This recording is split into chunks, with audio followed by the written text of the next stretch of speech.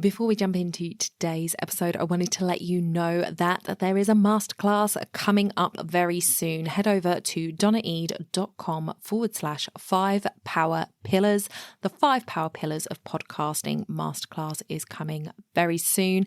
Check that link for all the details. All the details will be in the show notes as well. That is donnaeade.com/5, the number 5, power pillars, all one word. Let's jump into the show. You're listening to the Mindset and Action Podcast, the place to be to grow and streamline your business. I'm your host, Donna Eade. Let's jump into the show.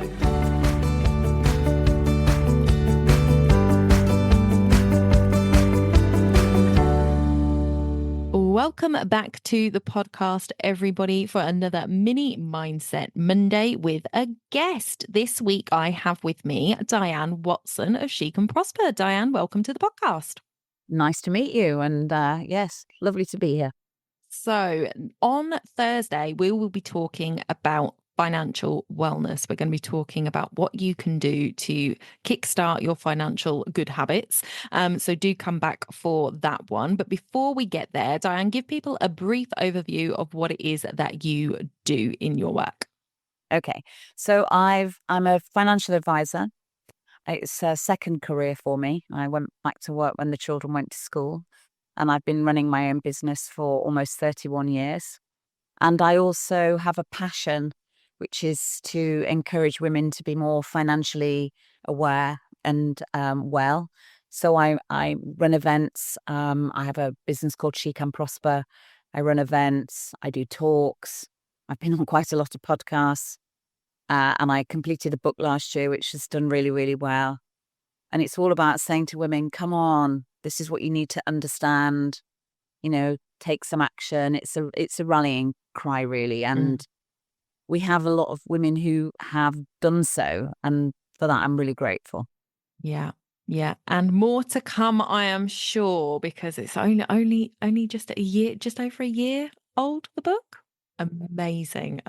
So I'll have that linked in the show notes for you guys. Please do go and check it out, because financial intelligence is something that we all need to cultivate, because at the end of the day, we are responsible for ourselves and often responsible for family members, and having a good understanding of your finances is really important in being able to do that and do that well. So definitely check the book out. So today, Diane, before we go into Thursday's episode where we're talking all about finances, today we're talking mindset. And what I love about these episodes is just bringing the reality to the table, is what we are all going through. And I think oftentimes we think we're alone in our mindset blocks and what's keeping us stuck. So bringing on guests and talking about their mindset blocks really just helps us all know that we're not alone, and also can give us some tips on how people deal with these things. So please do tell us, what has been the biggest mindset block that you've had to shift in your business over the years?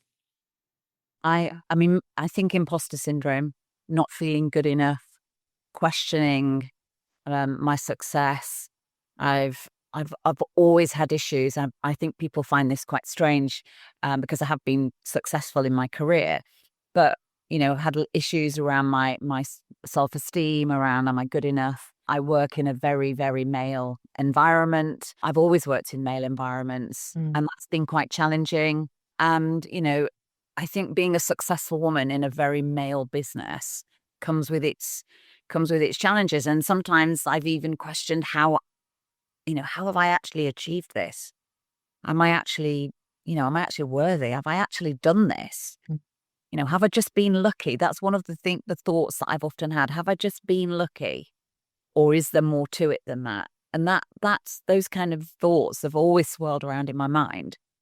Even though I've achieved the pinnacle of success in terms of my career with St. James's Place, I'm one of a very small number of women who've become a principal partner. I've questioned that as well. Wow, did I really do that? Yeah. I think women, we do have this imposter syndrome block. I believe a lot of that for me started in my childhood. And, it's something that I've become much more aware of the more work I've done on myself. Probably wasn't aware of it for quite large periods of my life. But I work with lots of businesswomen, And I know it's something that it's quite a common theme for lots of women. Men don't seem to have the same issues around self-belief Mm.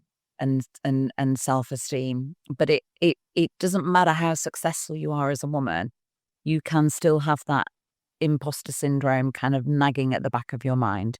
Yeah, absolutely. And you said there that you think that it probably stems from childhood. Is there anything that you can pick up on instances of when you were little where where that kind of came up for you and what those situations were?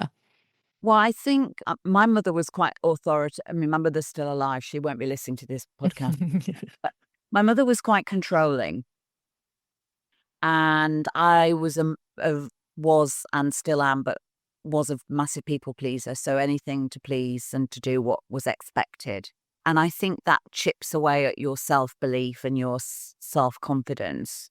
And it's something that I've been doing work now with a coach for the last year, and it's made such a difference understanding where it came from. But also, it's not that I'm not blaming my mother, because she, did what she did with the best of intentions. Mm. But I have a feeling that somewhere along the line when I was quite small, I just thought, "Do you know what? It's just easier just to do what I'm being told to do rather than to say no." Mm. And that became a pattern of behavior, really.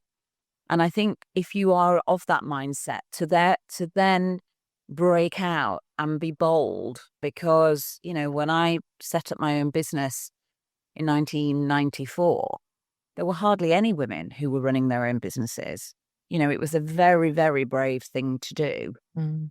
I didn't feel it was brave at the time, but when I look back now, I think it was. And I think what's happened for me is there's been this kind of battle between my mum, how my mum wanted me to be and me wanting to be myself. And I think that, that is, and then there's the whole dynamic, isn't there, of being mums and being, business owners and everything that goes with that.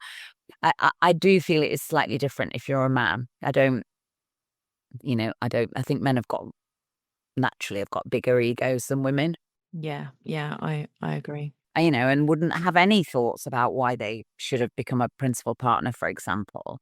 So it's just interesting how that's played out. But you can work on that. Mm. You need to have very positive chats in your head with yourself. And you need to get to a position where you feel comfortable. Because one of my challenges is I'm from a very poor family. And being successful and creating wealth has been something that I've felt uncomfortable with as well. Yeah, yeah, I understand that. "Oh, how can I have done so well when," and it sits very uncomfortably with me. So that's been another kind of dynamic as well around that. And that's why I do so much stuff for nothing, because I feel very grateful and that I've been able to be successful. Yeah. So yeah, the maelstrom of mindset for women is huge, really. It is, it is. And I love the way you sort of mentioned there about guys not having it, because I brought to memory the something that I read where it said that if a guy is reading a job description and he's only got one of the like required elements on there, he'll still apply for the job. But if a woman has got all of them except for one, she won't feel good enough to do the job and won't apply. And that is like ding ding ding, that went off in my the number of times that I've read job descriptions and gone, oh no, well there's some things on there that I can't do, so I won't even go for it. Yeah, a guy would just, oh well, I can do some of those things, so yeah, I'll just try my luck. And women don't do it, and so that really sort of spoke to me. What are some of the things that you, like you said that you're working with a coach now and have been working with a coach for a year, which has helped you to address some of this sort of from where it comes from, that originating place. Are there any other things that you've done in your time where it's reared its head? Because I loved the fact that you said that you look back at when you started your business and you can see how brave it was now looking back, and you can be really proud of yourself for doing that. Like in the moment you weren't aware of it, but looking back, like, God, that woman, she was bloody amazing. Look at what she did. Are there any things that you do in the moment now when you feel that, because you say it's an ongoing thing, is it you can feel like, oh, I'm not good enough? is there something that you do at that point that helps you to sort of stop and reframe it? Yeah, I mean, I think when you're more mindful of things, it's easier to reframe, isn't it? You Mm, can catch yourself having the thought, and you can question that thought, and you can and also be kind to yourself. I think we can be quite hard on ourselves. mm, I mean, aside of what else happens, women are not generally kind to themselves. We don't feel good enough. We don't feel slim enough. We don't feel successful enough. We're worried about whether we're a good enough mother, all of those things.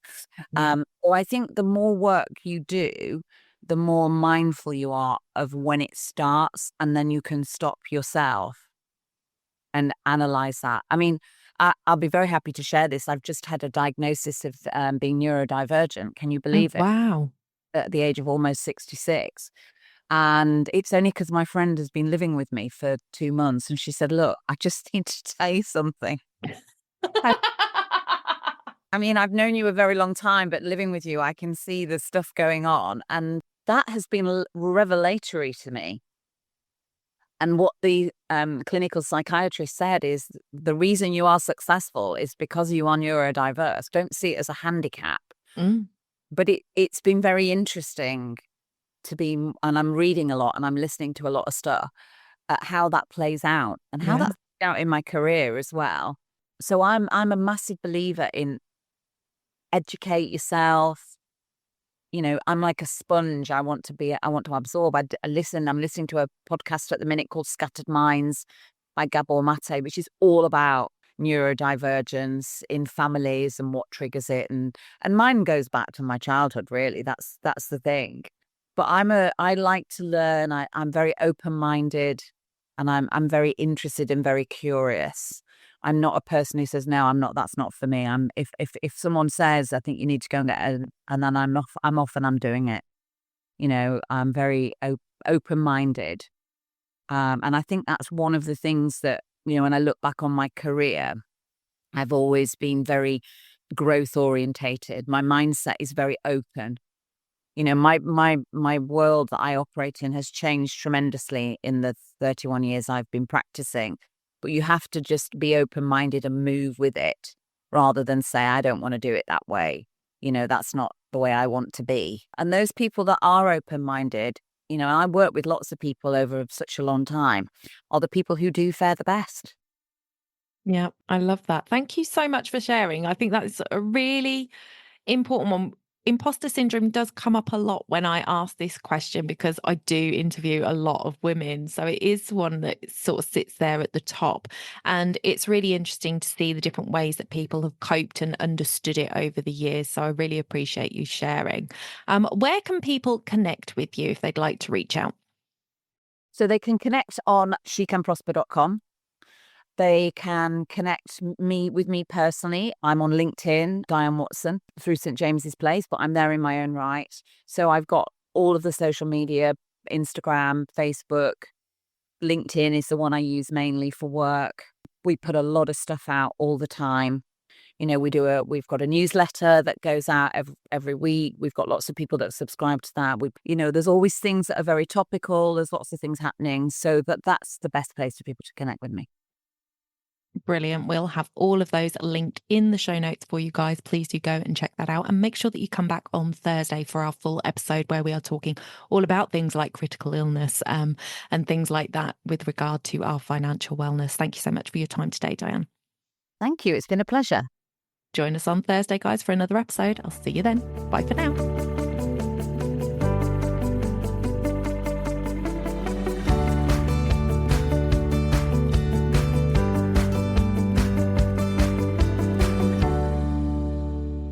Don't forget to hit those stars and leave a review of the podcast where you listen if you found value in what you heard today. It's a free way you can help the podcast reach more people just like you.